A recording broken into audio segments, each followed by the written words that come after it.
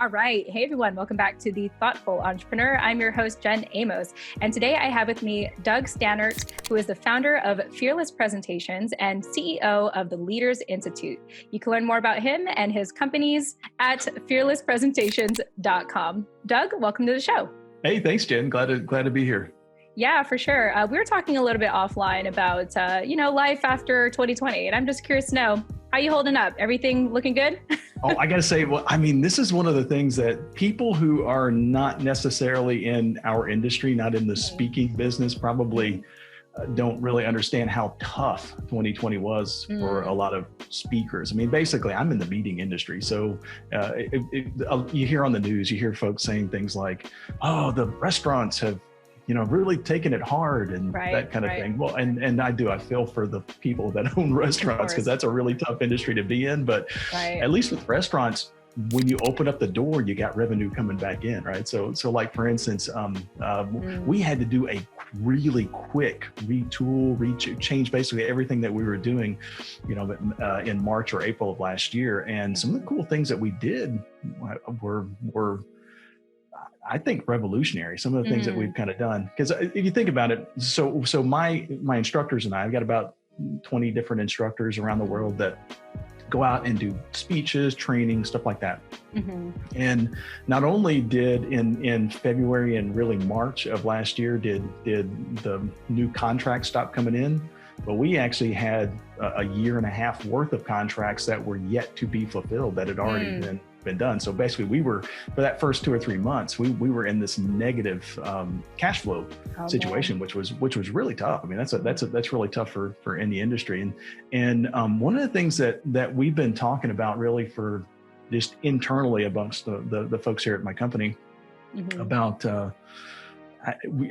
just in the last couple of years anyway, is what's the next breakthrough? So we were at the tail end of the seminar industry where, folks were going out to hotels and doing the big seminars and stuff like that. And so we did really well in that industry. And then when YouTube came along, we jumped into the online training and that was, so we were at the forefront of that as well. We actually started doing things like charity team building activities. So that's one of the big industries that we're in. And so when we created a lot of those activities, we were, one of the first companies to actually do some of those things. And we were like, okay, what's the next big breakthrough?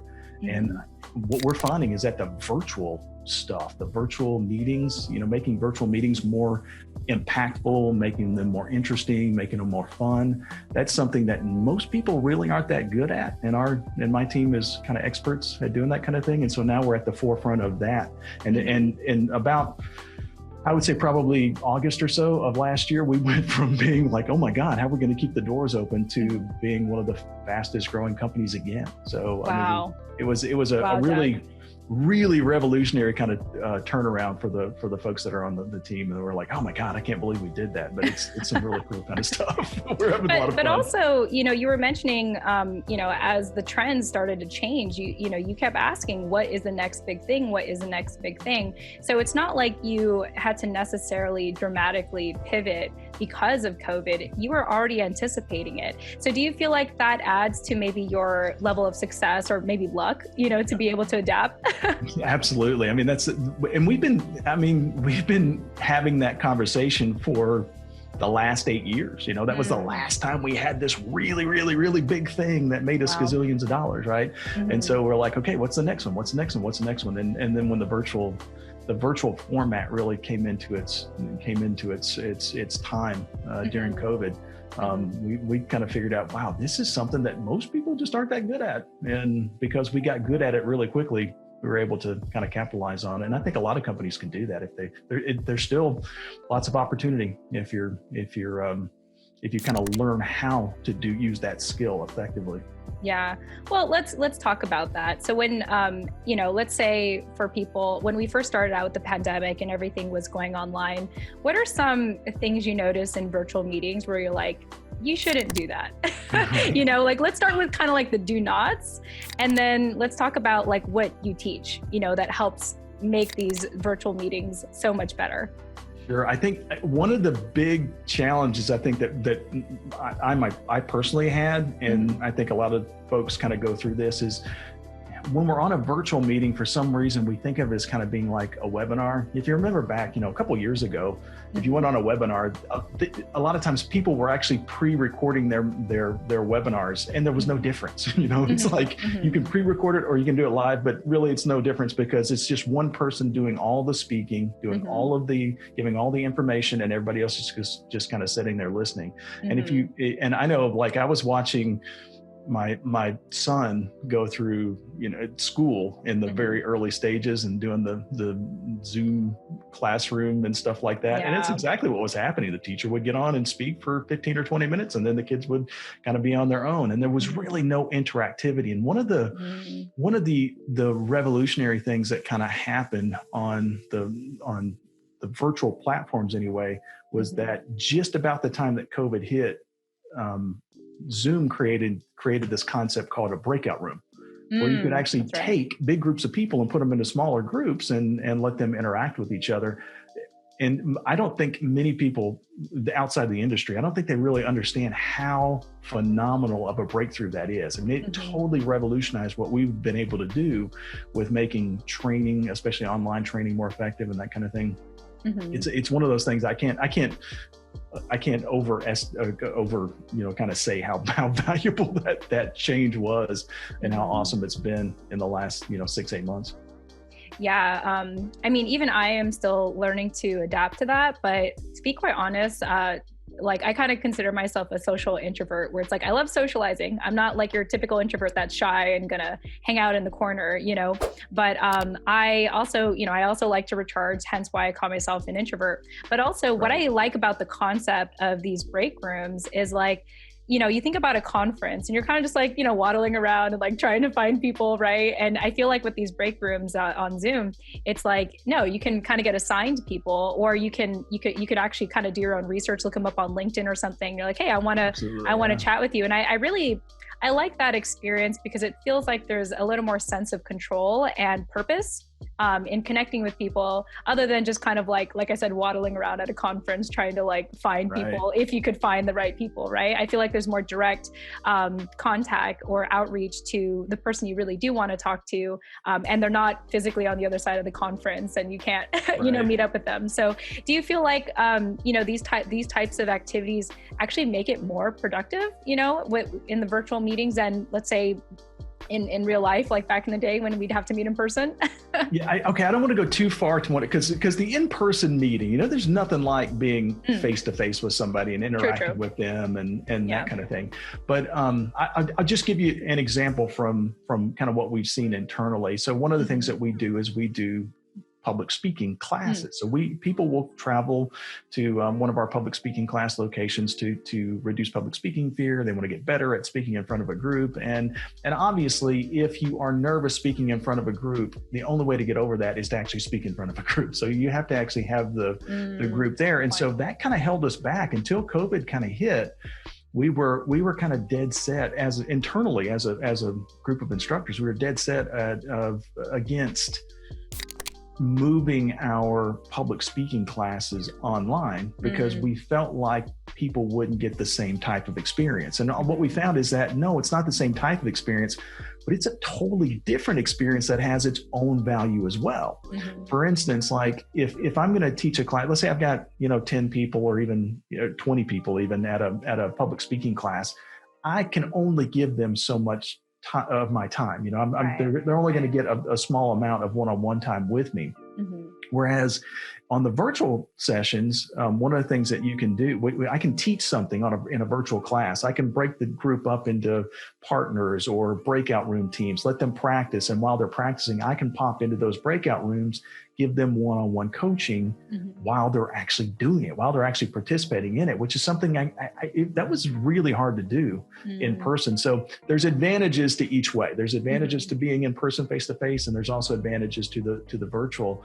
And I think one of the key things that people have started to figure out over the last year is that figuring out what the virtual platforms are really, really good for and using them that way, and don't try to use them in the way that they're not that great, right? So don't try to force people into a virtual meeting where you're not getting great feedback. I mean, I've seen that happen over and over again. I mean, we work with, some of the top companies in the world, like over 400 of the Fortune 500 have done consulting with my coaches and that kind of thing. And one of the things that we see over and over again when we go and do consulting for some of these big companies is that they've been forced to do virtual meetings.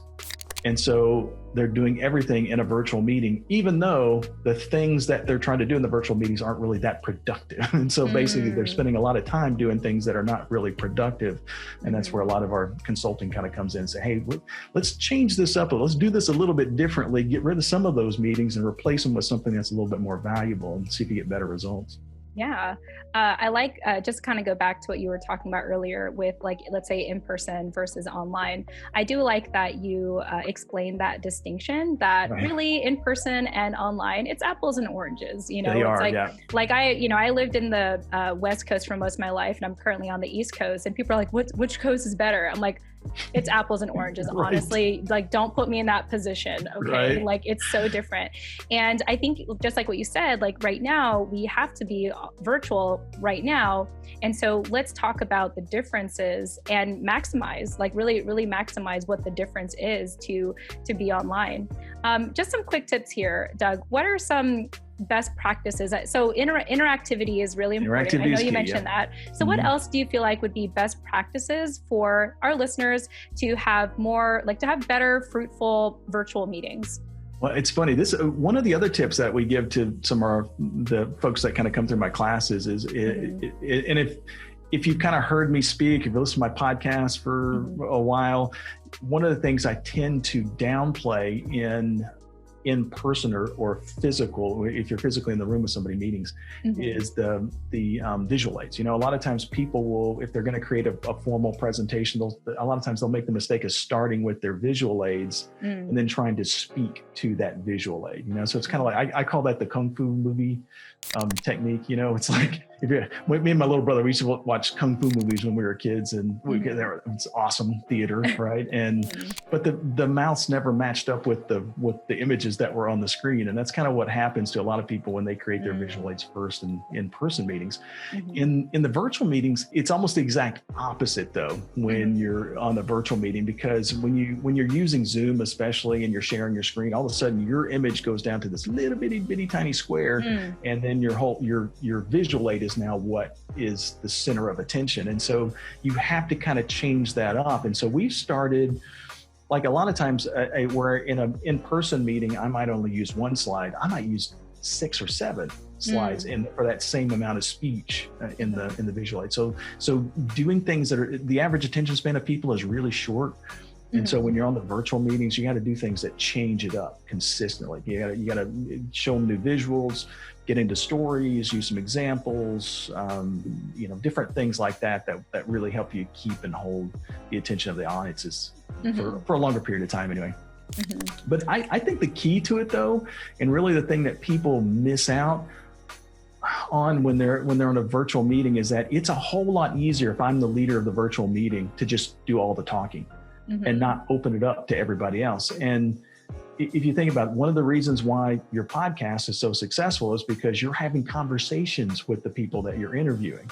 It's not just a one-sided talk. The people are interested when they're participating. They're interested when things are getting changed up. And that's really the secret to the virtual meetings is making it more of a community versus the old-timey webinars. Yeah, I really like your explanation on that. And one thing for me, especially if I'm on a Zoom call with a number of people, I always make it a point to say, hey, so-and-so, is there anything you want to add? Anything else? Okay, great. How about you? And I go to the next person.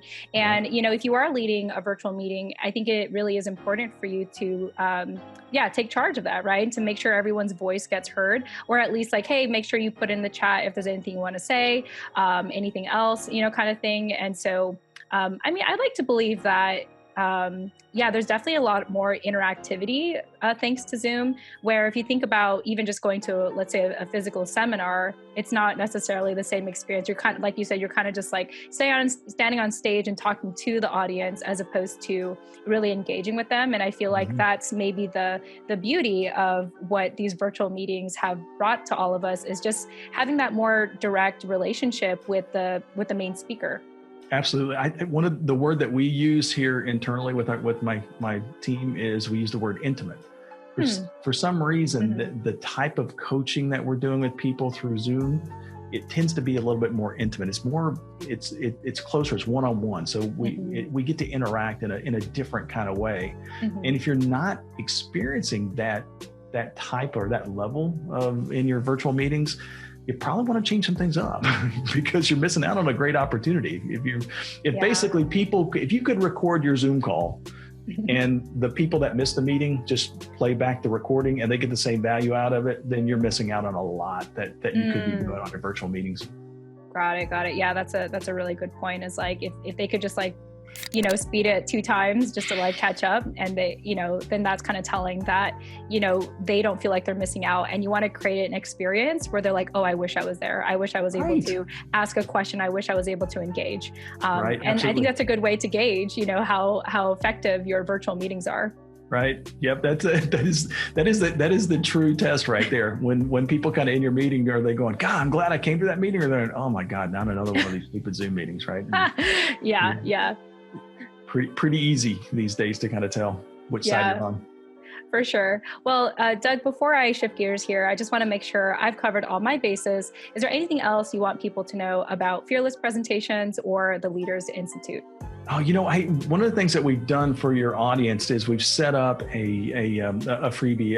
If you're really into the virtual meetings, we did a mini course on how to do virtual meetings. You get the first session, it's free. So all you have to do is just kind of click. We set up a link just for you guys. So if you go to fearlesspresentations.com/TTE, for the thoughtful entrepreneur, right? TTE/TTE, then it'll take you to the video where you can actually watch that. So they don't have to put in an email address or anything like that. You can just kind of watch the video. It makes it really easy. Oh, well, thanks, Doug. And also thank you for making it so easy to find it, because I know we were talking offline, like, how do we shortcut that? Because the Thoughtful Entrepreneur is quite a long name, but internally we say TTE. So thank you for accommodating us in that way. I tell you, the reason why I said that, though, is because I'm the idiot that misspells entrepreneur every time. Every single time I have to use Google to spell check me. It's just because, no, it's me. It's me. I'm a terrible speller. I try to make it to where if I can find it, that means that an above average person like your listeners will be able to find it a lot easier than I could, right? You're too humble and harsh on yourself, Doug. But no, for sure. Thank you for doing that. And Doug, I've thoroughly enjoyed our conversation today. I hope you felt like this was an interactive experience for you. Absolutely. Yeah. And before we go, to our listeners, our entrepreneurs and business owners specifically, who are listening to us, any parting pieces of advice you would like to share with them? I could tell you the thing that has really made me and my company really so successful is that you're going to be going through hard times. People, I always tell people, they say, God, Doug, I want to do what you did. I'm like, no, you don't. You don't want to do what I did. Man, here, I'll give you some advice to keep you from having to do what I did. And you can do it a whole lot easier because I've got to figure this out, right? But anytime you're in a situation like what a lot of business owners have been in the last, since February of last year, March of last year, it's an opportunity. Every one of these challenges is an opportunity. If you figure out how to use that opportunity to your advantage, now all of a sudden you become the next big entrepreneur. And that's what I encourage each and every one of your listeners to do. Look for the opportunities in the challenges, and you're going to come out on the other side in a much better situation. Yeah, I like that. Instead of saying like, oh, this is a challenge, maybe asking yourself a question: how could I be a next big entrepreneur in this crazy time of the pandemic, 2020 and now 2021? With that said, Doug, it's been a pleasure having you here on The Thoughtful Entrepreneur. Thanks again for joining us. Thanks, Jen. Yep, glad to be here. Yeah. And again, to our listeners, this is Doug Staneart. He is the founder of Fearless Presentations and CEO of the Leaders Institute. You can learn more about him and his company at fearlesspresentations.com, and also get that freebie on how to do live meetings better. Just go to fearlesspresentations.com/TTE, and that's how you should be able to find it. Thank you all so much for joining us, and we'll chat with you in the next episode. Tune in next time.